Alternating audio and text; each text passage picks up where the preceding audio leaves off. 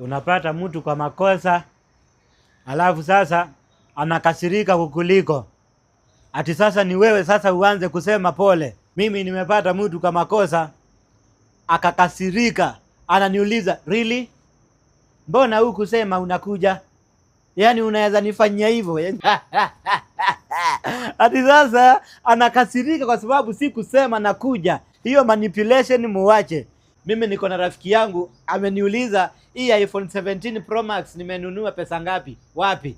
Ndio aende apologize kwa sababu amepata mtu wake kwa makosa. But uzuri anaweza lipa polepole. Nimemwambia mahali nimenunua hii unaweza lipa polepole for the first time iPhone ambayo iko affordable kabisa. Hii ni 17 Pro Max, unaweza ilipa polepole pale Arman Mobitex Nairobi CBD. Iko pale The Bazaar, Third Floor, Shop C1A. Ukitaka iPhone brand new, ukitaka refurb, ukitaka trade in, unaweza peleka iPhone 16 upewe 17. Upeleke 14, 15, upeleke hizo, unaweza trade in kabisa.